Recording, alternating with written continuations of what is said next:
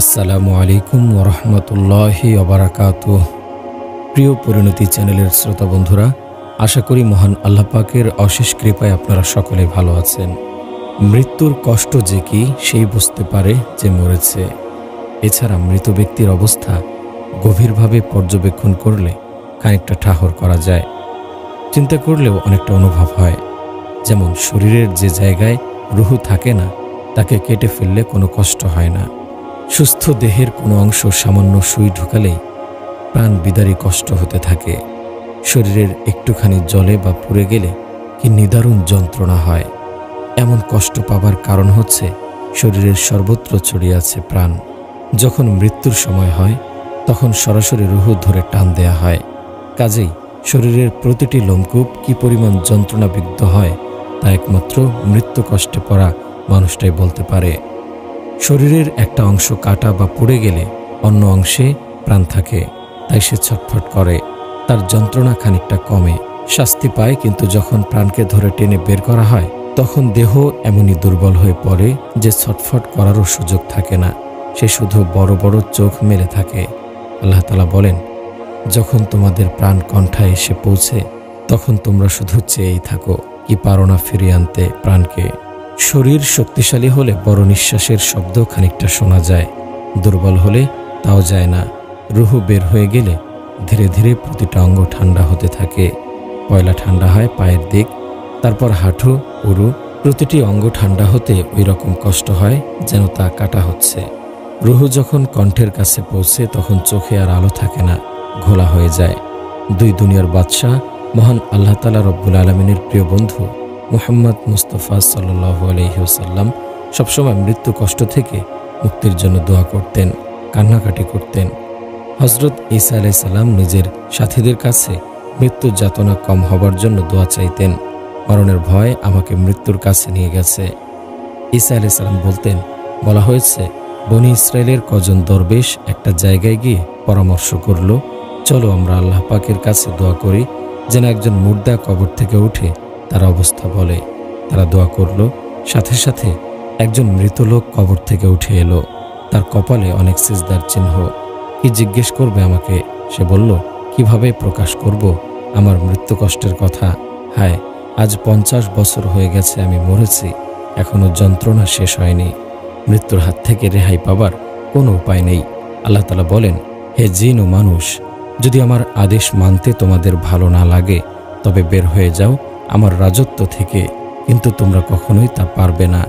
মৃত্যুর অমোঘ বিধানকে লঙ্ঘন করে কেউ কখনো কোথাও যেতে পারবে না, তা সে যদি গোটা বিশ্বের একচ্ছত্র অধিপতি হয়ে যায়। হযরত আব্দুল্লাহ ইবনে আমর ইবনুল আস রাদিয়াল্লাহু তাআলা আনহু বলেন, আমার পিতা আমর ইবনুল আস রাদিয়াল্লাহু তাআলা আনহু প্রায় বলতেন যে ওই লোকের ব্যাপারে বড় অবাক লাগে আমার, যার উপর মৃত্যুর চিহ্ন প্রকাশ পেয়েছে অথচ সে এখনো জ্ঞানহারা হয়নি, এখনো তার অনুভব ক্ষমতা রয়েছে, আর যখন তার কথা বলার শক্তি রয়েছে তবু কেন মৃত্যুর অবস্থা বর্ণনা করে না। যখন মৃত্যুর সময় চলে এলো তখন তার হুঁশ, অনুভূতি আর কথা বলার ক্ষমতা ঠিক ছিল। আমি তাকে জিজ্ঞেস করলাম, এমন মুমূর্ষু লোকের মৃত্যুর অবস্থা না বলার উপর আপনি তো অবাক হতেন, আজ আপনি মৃত্যুর অবস্থা সম্পর্কে বলুন। হযরত আমর ইবনুল আস রাদিয়াল্লাহু তাআলা আনহু উত্তর দিলেন, হে ছেলে, মৃত্যুর অবস্থা বলা অসম্ভব, তাও আমি খানিকটা বলছি।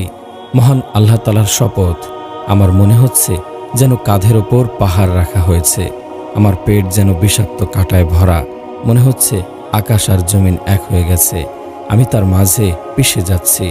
হযরত ওমর রাদিয়াল্লাহু তাআলা আনহু মৃত্যুর অবস্থা সম্পর্কে জানার জন্যে হযরত কাব আহবার রাদিয়াল্লাহু তাআলা আনহুকে বলেন, মৃত্যু সম্পর্কে কিছু বলেন। কাব রাদিয়াল্লাহু তাআলা আনহু বলেন, মৃত্যু কাঁটা ভরা গাছের মতো, যে মানুষের পেটের ভেতর ঢুকানো হয়, কাঁটাগুলো শিরা উপশিরাকে ঘিরে নেয়, তারপর শক্তিমান কোনো পুরুষ সেটাকে টানতে থাকে, আর সেই কাঁটা ভরা গাছ চামড়া, গোশত, শিরা উপশিরা ছেড়ে খুঁড়ে বের হয়ে আসে। হযরত ইবনে ওমর রাদিয়াল্লাহু তাআলা আনহু বলেন, আমরা 10 জন লোক হুজুরে পাক সাল্লাল্লাহু আলাইহি ওয়াসাল্লামের খিদমতে হাজির হলাম। একজন আমাদের মাঝ থেকে আনসার জিজ্ঞেস করলেন, সর্বশ্রেষ্ঠ জ্ঞানী আর সবচেয়ে বেশি সতর্ক লোক কে? হুজুরে পাক সাল্লাল্লাহু আলাইহি ওয়াসাল্লাম বললেন, যে মৃত্যুকে বেশি মনে করে আর সেজন্যে বেশি করে তৈরি হয়, তারাই দুনিয়া ও আখিরাতের সম্মান নিয়ে চলে যায়। হুজরে পাক সাল্লাল্লাহু আলাইহি ওয়াসাল্লাম বলেন, আনন্দ আর খুশিকে ধুলোয় মিশিয়ে দেয় যে চিন্তা, সেই মৃত্যুর কথা বারবার মনে করো। এর মধ্যে বিরাট উপকার রয়েছে তোমাদের জন্যে। তাতে বড় বড় আশা কমে যাবে, মৃত্যুর তৈরি নিতে সাহায্য করে, দুনিয়ার ওপর বিরাগ জন্মে, ধন সম্পদ কামাই করে শুধু শুধু ছেড়ে যাওয়ার উদ্যম কমে যায়, আখেরাতের পাথেয় জমা করা যায়, তাওবার তৌফিক হয়, কারো ওপর অত্যাচার অবিচার করতে বাধা দেয়, অন্যের অধিকার ছিনিয়ে নেওয়া থেকে রক্ষা করে। এসব কারণেই মারেফাতের পীর সাহেবরা মৃত্যুর ধ্যান করার তাগিদ দেন। হাদিসে পাকে এসেছে, একজন যুবক সমাবেশের ভেতর থেকে দাঁড়িয়ে জিজ্ঞেস করল, হে আল্লাহর রাসূল সাল্লাল্লাহু আলাইহি ওয়াসাল্লাম, মুমিনদের মাঝে সবচেয়ে জ্ঞানীকে? হুজুর পাক সাল্লাল্লাহু আলাইহি ওয়াসাল্লাম বললেন, যে মৃত্যুকে বারবার মনে করে, সে এসে পড়ার আগেই ঠিকমতো তৈরি হয়ে নেয়। একদিন হুজুর পাক সাল্লাল্লাহু আলাইহি ওয়াসাল্লাম কালামে পাক থেকে বলেন, আল্লাহ যাকে পথ দেখাতে ইচ্ছে করেন, ইসলামের জন্যে তার হৃদয়কে খুলে দেন। কেউ বলল, ইসলামের আলো তার অন্তরে ঢুকেছে, এর কোনো চিহ্ন আছে কি? জবাব এলো, ধোকার ঘর দুনিয়ার ওপর ঘৃণা, চিরদিনের অবাস পরকালের ওপর আকর্ষণ আর মৃত্যু আসার আগে তার জন্য তৈরি। দুই দুনিয়ার বাদশাহ, দয়ার নবী, মানুষের মুক্তিদাতা, আকাই নামদার তাজেদারে মাদিনা হযরত মুহাম্মদ সাল্লাল্লাহু আলাইহি ওয়াসাল্লাম বলেন, আমি আমার আম্মার কবর জিয়ারত করার অনুমতি চেয়েছিলাম, পেয়েছি। তোমরা কবরস্থানে যেও, সে মৃত্যুকে স্মরণ করে দেয়। অন্য জায়গায় আছে, এতে অনেক উপদেশ পাওয়া যায়। আরেক হাদিসে আছে, দুনিয়ার ওপর থেকে আসক্তি কেটে যায়, পরকালকে মনে পড়ে। প্রিয় নবীজি সাল্লাল্লাহু আলাইহি ওয়াসাল্লাম আরও বলেন, রোগীদের দেখাশোনা করো, জানাজায় অংশ নাও, এতে পরকালকে মনে পড়বে। একজন জ্ঞানী লোক কোনো জানাজায় শরীক হলেন। তিনি দেখলেন লোকজন মৃত মানুষটার জন্য আফসোস করছে। তিনি বললেন, নিজের জন্য দুঃখ করো, তাতে উপকার হবে। মৃত লোকটি চলে গেছেন, তিনি 3টা বিপদ থেকে এখন মুক্ত। আজরাইল আলাইহিস সালামকে তিনি আর দেখবেন না, তার আর মৃত্যু কষ্ট হবে না, অশুভ পরিণতির ভয় আর রইল না। নিজের জন্য আফসোস করো, কারণ তোমার সামনেই 3টে মহাবিপদ। আবু দারদা রাদিয়াল্লাহু তাআলা আনহু কোনো এক জানাজার জন্য যাচ্ছিলেন। পথে একজন জিজ্ঞেস করল, এটা কার জানাজা? তিনি বললেন, এটা তোমার জানাজা। শুনতে খারাপ লাগে তো আমার জানাজা। আল্লাহ তাআলা বলেন, মানুষের হিসাব নেবার দিন আগামীকাল, কিন্তু ওরা অলসতা আর অবহেলায় পড়ে আছে। আল্লাহ জাল্লা শানুহু আরও বলেন, এমনকি তাদের মাঝ থেকে যখন কারো মৃত্যু এসে পড়ে, তখন সে বলে, হে প্রভু, আপনি আমাকে ফিরিয়ে দিন, নেক কাজ করে ফিরে আসি। জবাব আসবে, তা কখনো হবে না, সে খামোখা কথা বলছে। সময় নাই, সময় নাই, কখন মৃত্যু এসে পড়বে কারো জানা নাই। একবার আজরাইল আলাইহিস সালামকে কজন ফেরেশতা জিজ্ঞেস করল, তুমি তো এ পর্যন্ত অনেক প্রাণী আর মানুষের প্রাণ নিলে, কখনো কি মনে কষ্ট পেয়েছ? আজরাইল আলাইহিস সালাম একটু যেন হোঁচট খেলেন, একটু অবাক হলেন এমন আচমকা প্রশ্নে, ভাবনায় ডুবে গেলেন। তারপর বললেন, হ্যাঁ, মনে পড়ছে, 2বার কষ্ট পেয়েছি আমি। কখন, কেন? একবার অনেক আগে সাগরের পানি কেটে তরতর করে এগিয়ে যাচ্ছিল এক জাহাজ। মাঝ সমুদ্রে হঠাৎ আকাশে টুকরো টুকরো মেঘের আনাগোনা দেখা দিল। ধীরে ধীরে সেগুলো এক হলো, বাতাস হঠাৎ ঠান্ডা হয়ে গেল, জোরে প্রবাহিত হলো, প্রচণ্ড ঘূর্ণি উঠল, সাগরের ঢেউগুলো হু হু করে ওপরমুখী উঠে নেমে এলো প্রচণ্ড শক্তিতে। জাহাজটার উপর দিয়ে বিশাল পাহাড় সমান ঢেউ বয়ে গেল বারবার। অনেকবার ছিঁড়ে গেল দড়ি দ্বারা, পাল গেল হাওয়ায় উড়ে, ভেঙে গেল জাহাজ। তারপর প্রকাণ্ড আর প্রচণ্ড একটা ঢেউ আছড়ে ফেলল জাহাজটাকে একটা ডুবো পাহাড়ে। জাহাজ থেকেই খুলে আসা একটা পাটাতনে ভেসে পড়ল একজন মহিলা, সে গর্ভবতী। উথাল পাথাল ঢেউয়ে ভাসতে ভাসতে এগিয়ে চলল সেটা গভীর সাগরের দিকে। ঠিক তখনই আচমকা প্রসব বেদনা উঠল মেয়েটির। এমন অমানবিক পরিবেশে, অসহনীয় যন্ত্রণার মাঝে আর বিরামহীন চিৎকারের ভেতর দিয়ে জন্ম নিল এক অবুঝ শিশু। হাসি ফুটল মায়ের মুখে, কচি শিশুর দিকে তাকালো, কি সুন্দর ফুটফুটে বাচ্চা। কিন্তু কে একে রক্ষা করবে? এই উন্মাতাল ঢেউয়ের রাজ্যে কি খাবে, কি পরবে, শীত গরম থেকে বাঁচাবে কে? ভাবনায় চিন্তায় মুষড়ে পড়ল মা। এমনই সময় আসমান থেকে খবর এলো, প্রাণ কেড়ে নিতে হবে ওই মায়ের। ওহ, সেই ছিল প্রথম কষ্ট। এই অকুল দরিয়ায় প্রচণ্ড ঘূর্ণি আর ঝড়ো বাতাসে ছেলেটার কি হবে? বড় ব্যথা নিয়ে জান কবজ করলাম বাচ্চার মার।